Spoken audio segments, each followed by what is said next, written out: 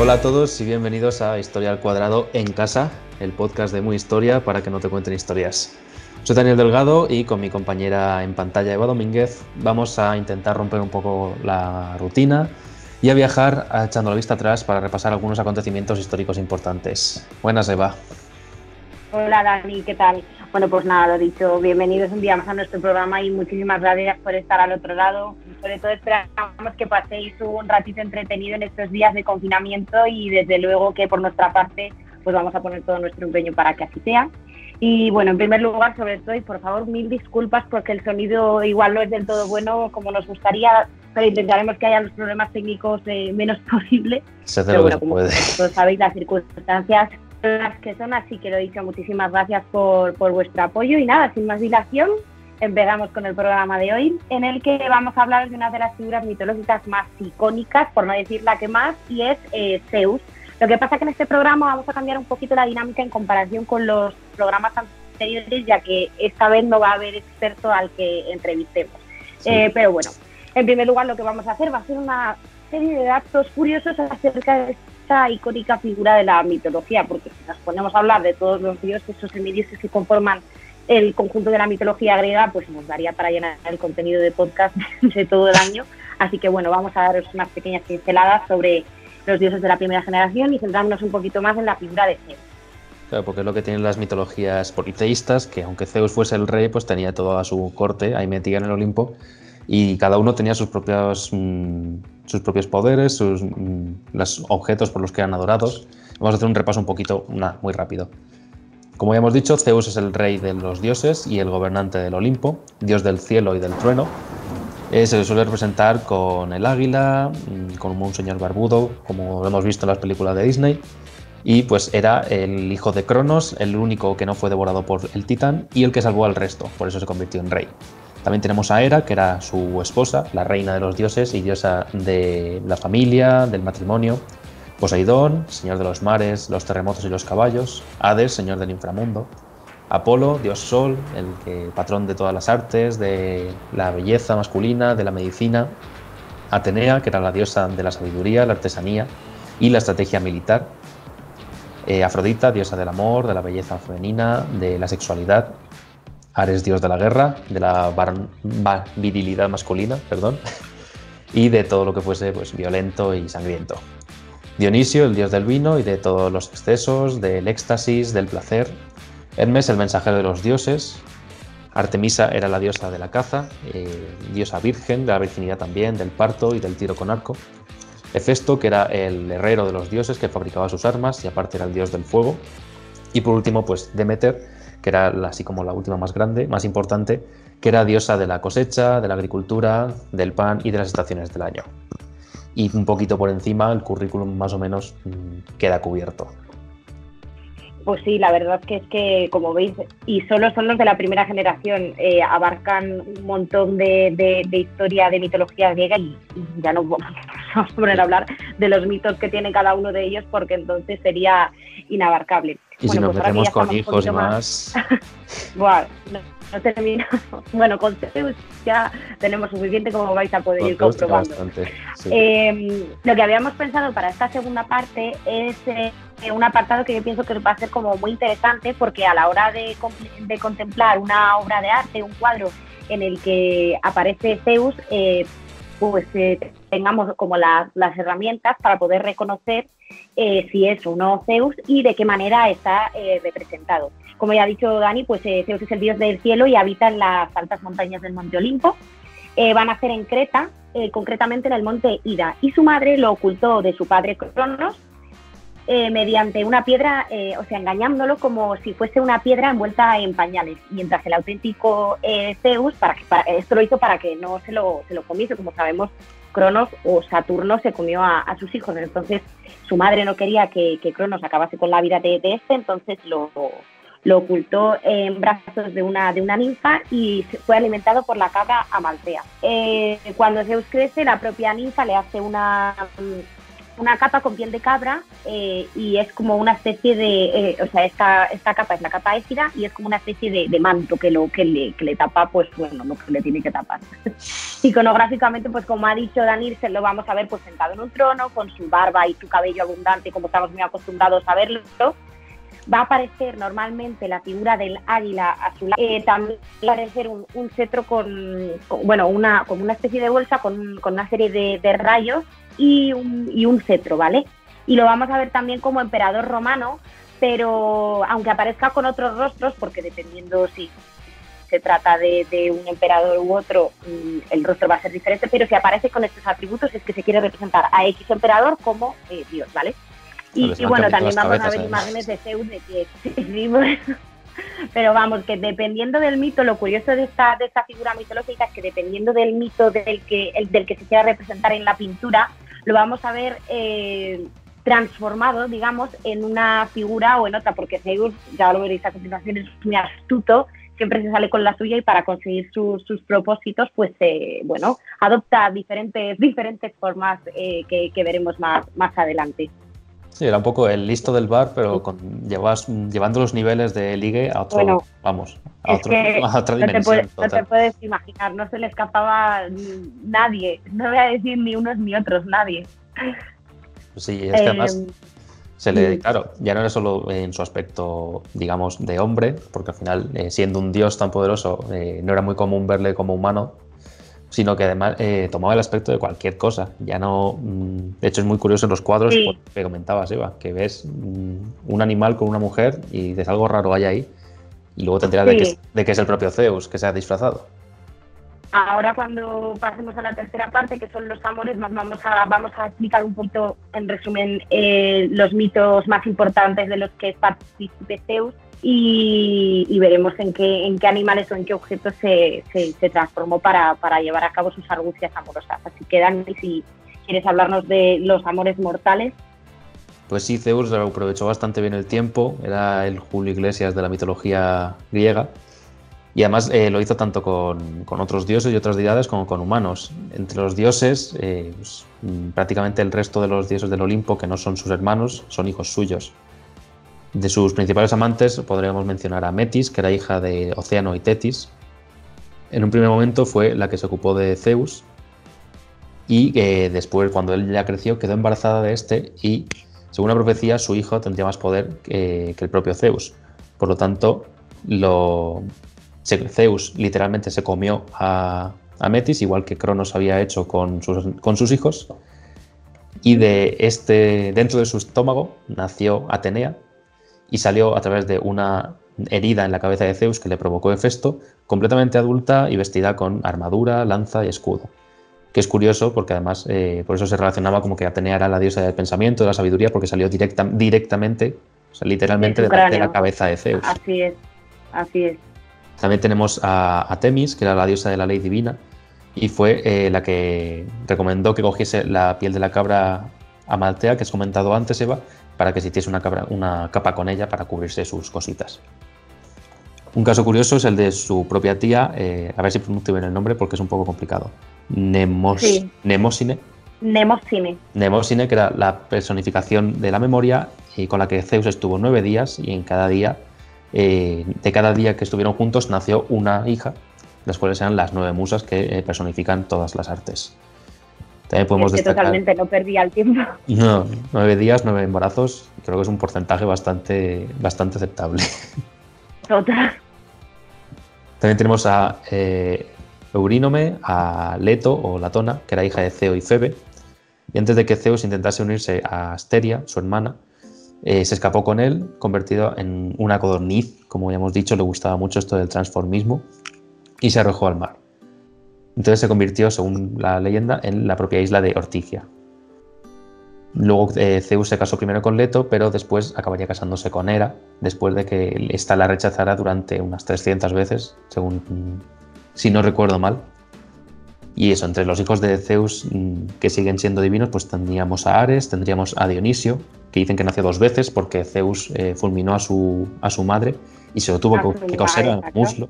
Se lo tuvo que coser al muslo para... Luego hablaré de ese mito tan característico. Es curioso. Pero sí, la última, en teoría, después de todos estos amores inmortales, fue pues su esposa Hera. Y es muy curiosa la historia de cómo conoció a, bueno, de cómo se fraguó la historia de amor de estos dos dioses principales. La ninfa Eco era la encargada de distraer a Hera, mientras Zeus se ocupaba, pues como bien ha contado Dani, de sus otros líos con diosas. Y cuando Hera se enteró de estos desaires, castigó a Eco por traicionarla, condenándola a tener siempre la última palabra, pero nunca la primera, y de ahí viene lo del eco, vaya, el eco de cuando dices eco. Así que, pues, como el eco va después de la palabra, pues, ya sabes, estos griegos se inventaban cuentos para darle explicación a todos los lo justificaban todo. Bueno, pues también lo guay de Zeus es que no solo tenía amores inmortales, sino que también tenía amores mortales, y es de los que os voy a hablar ahora, que son también una auténtica fantasía, la verdad. La primera es Almena, quizás sea la más conocida, porque es la madre del famoso Hércules o Heracles. Era hija de Elección, el rey de Micenas, y pertenecía a la familia de Perseo. Almena estaba casada con Anfitrión, pero Zeus se encaprichó de ella, y cuando Anfitrión estaba en el servicio militar, pues Zeus aprovechó para acercarse a ella y fue rechazado. Pero como no le gustaba que le dijeran que no, tomó la figura de Anfitrión y la dejó embarazada de Hércules. Por eso Hércules es un semidios, porque él es dios y Almena es mortal. Lo de Anfitrión vendrá de este caso. Famosas amantes mortales, las ellas. Pues no lo sé. Tiene pinta, no lo sé, puede que sí, lo de ser Anfitrión. Sí, tiene pinta de venir de Vaya, ahí. No sé si me gustaría ser Anfitrión a mí, pero bueno. Pobrecito mío. Bueno, las Pléyades son las hijas de Atalante y Pléiones, y eran Taígete, Electra y Maya. Orión se enamoró de las 7 Pléyades y les persiguió durante 5 años, y ante esta persecución por parte de Orión, estas pobres mujeres pidieron ayuda a los dioses y fueron transformadas en palomas algunas, y posteriormente Zeus las transformó en estrellas, o sea, en constelaciones, que es lo que se conoce como la constelación de las Pléyades. Todo ello para no ser molestadas por este señor, por Orión. Zeus, como ya sabemos cómo es, se enrolló con una de ellas, con Maya, y de ahí nació que es otro dios. Calisto es la hija de Liacón, el rey de Arcadia, y es ninfa de los bosques de Arcadia. Como estaba en el cortejo de Artemisa, porque la diosa Artemisa tenía un cortejo de ninfas que la acompañaban en sus cacerías por el bosque, bueno, pues había jurado como buena ninfa permanecer siempre virgen. Sin embargo, Zeus se enamoró de ella y, bajo la figura de Apolo o de Artemisa, depende en qué cuadro aparezca o qué parte del mito te cuenten, puede ser una figura u otra, la convenció para que, bueno, pues tuviesen relaciones, y se quedó embarazada de Arcade. Y trató de ocultar este embarazo porque, como ya os he dicho, estaba prohibido, pero al bañarse en el río se descubrió todo el pastel y fue castigada por Artemisa, y la convirtió en una osa, y a su hijo en un oseno, y de ahí las constelaciones de la osa mayor y de la osa menor. Como veis, es que todo es, bueno, como muy bíblico, muy, no sé cómo explicarlo. Bueno, es más puro, ¿no? Esto es pasión de gavilanes al mundo clásico, el mundo grecolatino. Madre mía. Vale. Zeus, fue Artemisa la que les transformó en oso y en osedno, pero fue Zeus la persona que se apiadó de esta pobre mujer, y en vez de conservarlos como animales, fue quien los transformó en estrellas, y permanecerán para siempre en nuestro firmamento. Y con eso se solucionó todo. Madre mía, qué verdad. Luego, otra amante muy conocida de Zeus es Semele, porque es la hija de Cadmo y Armonía, la princesa de Tebas, y va a ser especialmente amada por Zeus porque es la primera vez que este dios hace un juramento de amor, o sea, bueno, no de amor en este caso, sino que le dijo que no la iba a negar nada de lo que ella le pidiese. Era, como ya por aquel entonces era su pareja, movida por los celos, preparó un plan para vengarse de ella y se apareció bajo la figura de su nodriza, convenciéndola para que le pidiese a Zeus que se mostrara con toda su gloria y esto queda muy poético, pero en realidad esto no es guay, porque mostrarse con toda su gloria es mostrarse prácticamente como una explosión, porque como sabemos es el dios del rayo. Entonces al hacerlo, pues al mostrarse a Semele como con toda su gloria, pues explotó y ella se murió, quedó fulminada. Vale, pues como él estaba embarazada, ¿vale? Como ha contado antes Dani, de Zeus, al morir Zeus se abrió el muslo y se metió ahí al hijo que esperaba Semele, y a raíz de su muslo engendró a Dionisio. Sí, es un poco random todo esto y hay... Es difícil imaginarte la situación de Zeus ahí con el chiquillo en el muslo. En el muslo, sí. Bueno, no sé si es más difícil esto o imaginarte que Atenea nace de su cabeza, pero de eso sí que hay muchísimas representaciones. De lo del muslo, la verdad es que no muchas, pero... No se atrevieron. Y eso es fantástico. Bueno, Antíope es otra de estas mortales. Era famosa por su belleza, y lo más claro para identificarla, si la vemos en alguna obra de arte, es que Zeus, para unirse a ella, tomó la figura de un sátiro. Un sátiro es un fauno, digamos, ¿no? O sea, es un medio hombre, medio cabra. Sí, como Filoctetes. Exacto, iba a decirlo, pero digo, no sé si quedará muy ortodoxo, pero así es como Filoctetes, bueno, como el fauno de la película de las Crónicas de Narnia. Como el señor Tom. Y como tomó la figura de un sátiro, ¿por qué? Pues porque Antíope formaba parte del círculo de Dionisio, y Dionisio tenía sátiros entre su círculo de cortesanos, pues había sátiros, entonces no iba a llamar mucho la atención, pero mira qué listo. Ahí está, y de esta unión nacieron Anfión y Ceto. Quizá ahora vamos a hablar de algunos de los mitos o de las representaciones más conocidas, como por ejemplo la del rapto de Europa, que es otra amante. Para conquistar a esta mujer fenicia, lo que hizo fue transformarse en un toro blanco y llevarse a Europa, a Creta. Entonces, cuando veamos un cuadro en el que aparece un toro blanco llevándose a una mujer como medio obligada, porque realmente es que la secuestró, se trata del mito de Zeus. Sí, por otra parte también es muy conocido el mito de Leda y el cisne. Leda era una mujer, o sea, era una mortal, y Zeus se enamoró de ella descendiendo en forma de cisne a la tierra mientras ella estaba contemplando un río. Bueno, depende, nunca lo vamos a ver representado en un río, sino que lo veremos a una joven con un cisne. Quizás resulte una escena un poco zoofílica, ¿no? ¿No te parece? Porque la verdad que un poquito zoofílica. Sí, total, tío, como acariciando a un cisne, no, es extraño, pero bueno, sí, en este caso estaríamos viendo o contemplando el mito de Leda y el cisne. Y además, otra movida un poco extraña. Tú lo ves y dices, ¿y ese cisne cómo tuvo descendencia con ese cisne? ¿Cómo... No lo sé yo, de verdad, ¿cómo por Dios te metes a un punto en el muslo para que... No, bueno, también es verdad, raro, pero... después de lo del muslo ya me lo creo todo. Otro mito muy raro y quizá muy como muy fetichista, digamos, es el de Danae. Danae era una princesa ágriba y fue fecundada por Zeus en forma de lluvia dorada. Sí, o sea, de lluvia dorada. Literalmente de lluvia dorada. Sí, total. Porque el padre de Danae ya se olía las argucias de Zeus y la encerró en una celda para evitar pues lo que al final no pudo evitar, que es que fuese fecundada por Zeus en forma de lluvia y engendrase a Perseo.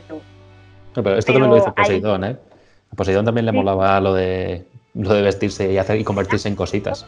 A todos los dioses de la mitología griega les gustaban unas cosas un poco extrañas y sobre todo cuando te pones a leer y a indagar acerca de mitos, no solo estos, que al final los conoce mucha gente, sino de otro tipo de mitos menos conocidos, y dices... No, hay que leerlo con la mente abierta, porque es que si no flipas a los 2 segundos. Totalmente. Porque además de esto del que te voy a hablar ahora es Ganímedes. Ganímedes era un niño de más o menos, no se sabe exactamente qué edad, pero más o menos unos 15 años, del que Zeus se encaprichó porque era muy bello. Entonces lo que hizo fue transformarse en águila y raptarlo para llevarlo al monte Olimpo. No sabemos para qué, pero nos podemos hacer una idea de para qué lo quería. Entonces no solo le daba a las mujeres hermosas, sino también a los hermosos y a los niños. A los hermosos en general. Es que no puedo más, es una fantasía. Y ya por último, pues nos queda Io, que la historia de Io es un poco truculenta porque es como más larga. Con las otras lo tuvo un poquito más fácil, pero con Io le costó un poco más. Era una doncella de Argos y sacerdotisa de Hera. Y Zeus la embaucaba en sueños, ¿vale? Porque también tenía la capacidad de meterse en su cabeza, pero ella no se atrevía a dar el paso porque evidentemente era el esposo de la persona de la que era sacerdotisa y se iba a meter en un lío tremendo. De su jefa, vamos. Vamos, que al final es que no pudo hacer nada. Al final cayó en sus redes y les pilló, evidentemente. Pero el dios, para salvarla, la convirtió, salvarla, no sé, Dani, ahora cuando te lo cuente me dices qué piensas, la convirtió en una ternera blanca y Hera le exigió que se la entregase a Argos, al gigante Argos, para que la llevase a un sitio apartado y así pues evitar todo tipo de tentaciones. Entonces, pues Zeus lo hizo. Total, Es que Zeus era muy de...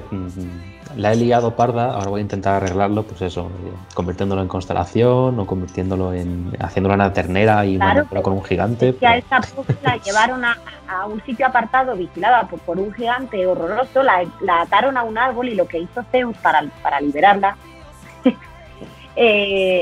mandar a Hermes a distraer a Argos para dormirlo y así poder liberar a la ternera blanca de su prisión, pero vamos que... Pero se queda siendo una ternera, se queda siendo una vaca, vamos. Sí, en fin. Bueno, yo qué sé, se lo podría haber currado más.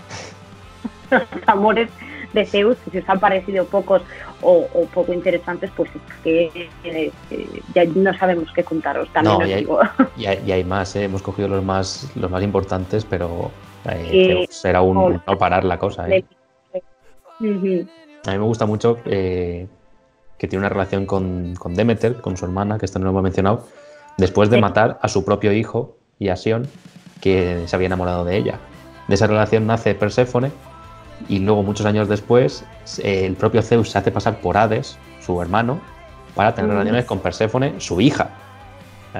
A todo queda en casa, nunca mejor dicho. Sí, es que de hecho hay una escultura muy muy famosa de Bernini, el rapto de Perséfone, que justo refleja, bueno, en este caso estamos hablando de Poseidón, del auténtico Poseidón, porque Zeus solo se transformaba en Hades para acostarse con ella, pero Poseidón también se encaprichó mucho de Perséfone y la pobre también lo pasó muy mal, porque al final... todos con todos. La tocó aceptar las condiciones que la impusieron los dioses para no liarla más y dejar al mundo en barbecho. Si os interesa mucho el mito de Perséfone, pues lo podéis encontrar en nuestra web, que hay un apartado en el que aparece explicado. Luego hablamos de los Lannister y de los Targaryen en Juego de Tronos, pero no te creas tú que los del Olimpo se quedaban cortos. Estos no lo han inventado, ya lo habían inventado los dioses griegos hace muchísimos años. Entre los dioses y los austrias, vamos bien. Madre mía. Y para terminar, pues Dani os va a presentar una sección nueva que se le ha ocurrido. ¿Dani? Sí, vamos a ver si para terminar vamos a hacer algo un poquito más relajado. Hemos pensado en un ¿qué preferirías? Versión mitológica. Eva y yo vamos a hacernos proposiciones con dos opciones distintas relacionadas con un tema mitológico y tenemos que decir cuál de las dos preferiríamos y por qué hemos elegido esa. Como un típico juego, pero llevado un poco a la temática de hoy. Entonces, si te parece, Eva, ¿quieres empezar tú? ¿Empiezo yo? Venga, va. A ver, ¿qué preferirías? ¿Haber participado en la guerra de Troya o ser uno de los 300 de las Termópilas, teniendo en cuenta todas las condiciones que tenían que cumplir los soldados troyanos en 300? Que si no te las sabes, cuando me contestes, luego te las cuento. A ver, para ser uno de los 300 espartanos me falta un pelín de tableta, según lo que se ha visto, al menos en la película. Si salvamos ese detalle... 300, no es la de casi 300, ya sabes.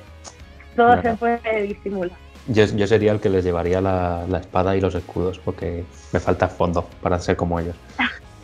Pero bueno, si tengo que elegir, pues hombre, en Troya aún tengo alguna oportunidad de salvarme. Los 300 sabemos que terminaron bastante mal, así que creo que optaría por Troya, que al menos ahí hay un mínimo porcentaje de seguir vivo. ¿En qué bando te habría gustado participar? Pues si por mí fuese realmente en los troyanos. A mí es que Aquiles y los espartanos me caían bastante mal. El único que se salva es Ulises. Si fuese con Ulises directamente, con él. Si no, yo creo que me quedaría con los troyanos. Venga. Te vale, ¿no? Vale. Sí, me vale la respuesta. Me has convencido con tu argumento. Vale, vamos a hablar aquí. Te voy a proponer un mito un poco tortuoso. ¿Qué prefieres o qué hubieras preferido? ¿Ser perseguido y padecer medio año en el inframundo con Hades para salvar el mundo? ¿O ser la ninfa Dafne y convertirte en árbol para siempre con tal de evitar al pescado de Apolo llorando por tu amor? Yo creo que me quedo con Perséfone. Que, a ver, ser un árbol... Ten en cuenta que cuando están diciendo yo deduzco que sufre, ¿eh? Bueno, a lo mejor luego... A lo mejor Hades luego era un cachondo y se pasaban ahí de risas y de jajas todo el día. Eso tampoco lo... Bueno, no, eso es verdad. Yo me arriesgaría con Perséfone, porque el resto de vida como un árbol... El resto de la vida como un árbol se me hace cansino.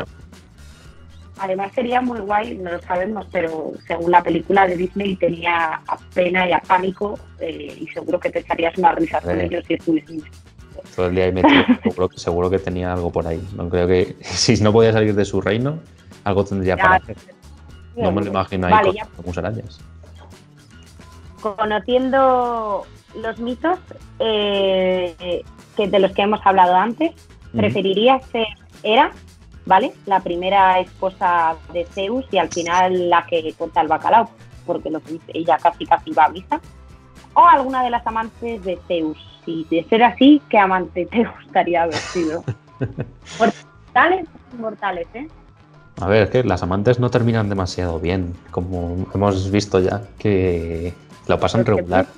Entonces, sí. Yo en las típicas series así, la serie esta de Hércules de los 90, etcétera, era la mala, se la pintaba como si fuese la diosa mala de la película. Sí, es cierto. Pero luego tú ves la mitología y la pobrecita lo que tuvo que tragar con el marido que le tocó. O sea, yo creo que me quedaría siendo Hera, y que puedes meter caña y puedes ajustar cuentas por ahí de vez en cuando, antes que ser una mortal o otra diosa que depende un poco del capricho de aquí el señor.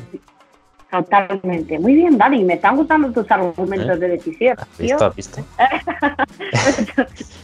Venga, vale, te toca. Voy a ver qué te digo a ti. ¿Preferirías sacar a pasear al perro Cerbero, el perro de 3 cabezas que guarda las puertas del infierno, o limpiar la caja de arena del león de Nemea, que tenía una piel indestructible y al cual mató Hércules? Pues a ver, yo preferiría sacar a pasear a Cerbero. ¿Por qué? Pues porque probablemente, como hemos visto en muchas películas, si les complaces o con comida rica o con música, como en Harry Potter, aunque el de Harry Potter no es Cerbero ni muchísimo menos, pero también tenía 3 cabezas, les amantas y yo creo que podrías pasar un rato divertido. No se te acercaría ningún perro en el parque y por supuesto las casas, bueno, pues ya veríamos cómo las recogeríamos, pero sí, me quedaría con el paseo vacío. Tendrías que ir con una pala, pero yo creo que sí, también preferiría una pala, una a Cerbero también. Lo bueno es que podrías salir a pasearlo.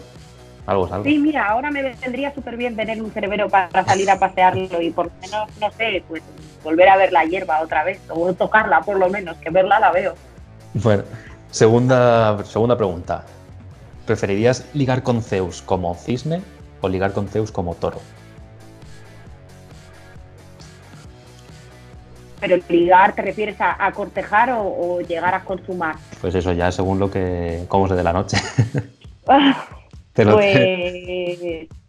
sea, si Zeus se te planta delante y empieza a ligar contigo, ¿preferirías que lo hiciese como cisne o como toro? Luego lo que pase después ya tú misma. Preferiría que lo hiciese como cisne porque me daría menos miedo, la verdad.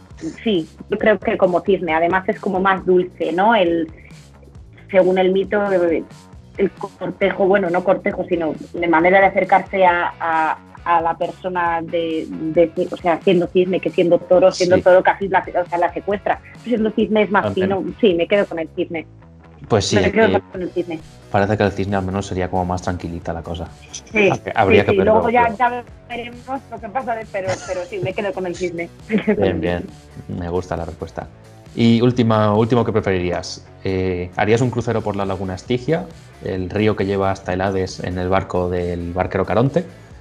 ¿O escalarías el Olimpo por tu propia cuenta, sin ningún tipo de ayuda y sabiendo que lo mismo a mitad te cae un rayo de Zeus? Pues mira, aquí me voy a dejar llevar un poco por mi gusto personal y lo que haría sería un paseo por la laguna Estigia, porque me gustaría sentirme un poquito como Dante en su libro. Sí, me encantaría, aunque sería un camino no del todo, pero solo por vivir lo que pudo vivir Dante, sí lo haría por eso, seguro, solo por eso. Quizá el Monte Olimpo al llegar arriba sería más satisfactorio, pero me quedo con el paseo en la laguna. Yo me imagino el paseo como la típica atracción esta de Disney, que salen los muñequitos cantando. Pues, algo así, pero con demonios. Es fantasía, totalmente. En esa línea, pero como con mini demonios y tal. Pues nada, me han gustado tus respuestas, Eva, también. Me has convencido. Creo que más o menos coincidimos en las opciones. Y sobre todo, mira, esta es una de las razones por las que hay que saber o tener un poquito de noción de historia, para cuando te planteen una cosa así, imagínate que te plantean algo así, pues conocer la respuesta y saber cuál es una opción u otra, te salvaría de un disgusto. Al menos no saltes al vacío, no vas a lo loco. Pues nada, si te parece, cerramos programa. Como es un poquito especial por la situación en la que estamos, vamos a hacerlo con unas recomendaciones para pasar el rato, cosas que se nos ocurra que creemos que puedan gustar a nuestros oyentes, en este caso, en nuestros espectadores. Perfecto. ¿Qué sugieres? A mí me gustaría relacionarlo, pues eso, con los temas que hemos tratado en el programa de hoy, y me gustaría recomendaros, si os gustan los videojuegos, el God of War. Además hay varios, no solo hay uno, es principalmente una trilogía. Y si no los habéis jugado, no quiero destaparos nada, porque la chicha del juego está en conocer la historia. Entonces no quiero destaparos nada, pero la trama un poco es las andanzas de un dios, de Kratos, que es hijo de Zeus, pues en cierta manera vengándose de cosas malas que le han hecho liando la parda. Resto sí. Y tanto la jugabilidad como la trama, como los escenarios de los que te sumerge el juego son fascinantes. Si os gustan los juegos que tienen historia y os gusta la mitología, no es muy difícil, aunque sí que tiene ciertos límites, pero es buenísimo. O sea, si podéis jugarlo, es recomendable 100%. Y bueno, la última entrega subieron el nivel de dificultad, y ya era... último que era desafío. Claro, se sale un poquito de la línea de los tres primeros, que en el que está Kratos solo, es como más terrenal. En los otros está como, pues sí, está como en el Olimpo, está en un escenario utópico. Más endiosado. Endiosado, eso es. Pero en este último, pero aún así está muy bien también. O sea, sí, aunque hayan salido un poco de la trama inicial, vamos, a cualquiera de ellos. A cualquiera que podáis tener acceso, lo vais a disfrutar mucho. Pues sí, yo coincido contigo, me parece una saga brutal y ha tenido una evolución muy muy buena, que además se ve claramente a lo largo de todos los juegos. Esto es difícil muchas veces cuando le sacan jugo a un videojuego. En este lo han hecho muy bien. Al último. Bueno, yo quiero recomendar un libro. Antes hay una serie, pero prefiero recomendar el libro y luego a partir de ahí ya, si alguien quiere, que se vea la serie. Es American Gods, una novela de Neil Gaiman, que es uno de los escritores de literatura fantástica más conocidos de la actualidad, y que lo que nos plantea es qué ha pasado con los dioses de todas las mitologías, de varias, en el mundo actual, cómo han llegado hasta aquí, si siguen vivos, se han convertido en humanos, es todo mentira. Y te lo plantea casi como una especie de novela de misterio en la que tú vas siguiendo a un ex convicto que se llama, en inglés era Shadow Moon, me parece. Creo que lo traducen simplemente como Sombra. Vas siguiendo a Sombra y a su misterioso benefactor, que es el señor Miércoles. Y vas viendo, pues eso, cómo los dioses siguen estando entre nosotros, se han reconvertido en otras cosas y han ido evolucionando. Y la que tienen liada de la que el resto del mundo pues no es realmente consciente. Está muy guay. Tiene sus elementos fantásticos, pero tú lo puedes leer y realmente es eso, es una novela de misterio, un viaje de carretera, con un puntito así de novela negra, muy completa. Sí, la verdad es que se lee muy fácil, aunque a priori parezca una cosa densa, para nada, o sea, se engancha. Yo a mí. Lo disfruté mucho. La verdad que... Y bueno, por último, que esto mientras preparábamos el programa, Dani y yo nos hacía mucha gracia, decíamos, joder, ¿qué película de dioses habrá que podamos recomendar o mitológica en relación? Y que sea buena. Bueno, pues y que sea buena. Y es que hemos dicho, es que no hay ninguna. De las últimas que han salido, la que más me suena a mí un poco es Furia de Titanic, pero era malísima. Yo la recuerdo que era súper mala, tenía como muchos efectos extraños y digo, venga, voy a pensar una cosa que me haya recordado a mí o con la que yo me empecé a interesar un poco por la mitología, y se lo decía a Dani y digo, tío, es que ha sido la película de Disney, la película de Hércules de toda la vida. Sí. Para quienes tengan niños pequeños, que nos estén escuchando o simplemente quien quiera desconectar un rato y volver a sentirse más joven, pues Hércules es vamos, a mí me parece, era de mis favoritas.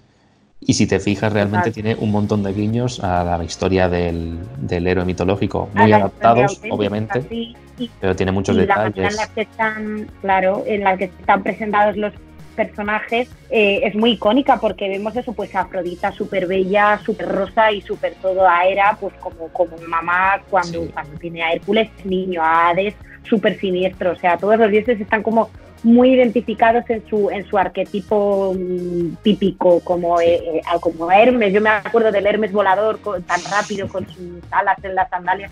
No sé, me parece que es una película que se te quedan ahí grabados, ¿sabes? Y cuando luego más adelante en tu vida, si te interesa la mitología y lees sobre mitología, es que es una forma de meterte. Sí, se te va la cabeza a eso para imaginártelos un poco al final. Así que, bueno, la verdad que luego tiene puntos muy graciosos, aunque seas adulto, la ves y te sigue haciendo gracias, como lo de las chanclas de Hércules, el merchandising de Hércules con las chanclas y la Coca-Cola. Yo eso lo veo, me sigue haciendo mucha gracia, pero bueno. Sí. En fin. Pues nada, hasta aquí llegamos. Me voy a ir a ver con nuestro programa. Pues a mí me han entrado ganas, no lo voy a negar. Hasta aquí, bueno, llegamos con este cuarto podcast, este cuarto programa, pues que le hemos dado de una manera un poco atípica, pero tampoco queríamos dejar al final de producir contenido, ¿no? Que es lo que estamos consumiendo en estos días de encierro en casa. Seguimos pero bueno, casa, recordar nuestras redes sociales, todo nuestro contenido lo podéis encontrar en nuestra web, que es muyhistoria.es, en Instagram y Facebook, que es @muyhistoria, y en nuestro Twitter, que lo compartimos como muy interesante, que es @muyinteresante. Y nada, hasta aquí este experimento que hemos hecho. Esperemos que pronto podamos volver a nuestro estudio y a seguir compartiendo podcasts, y que mientras pues intentaremos entretenernos un poco con este invento que hemos sacado por aquí. Muchísimas gracias por estar al otro lado. Hasta la próxima aventura histórica. Hasta luego.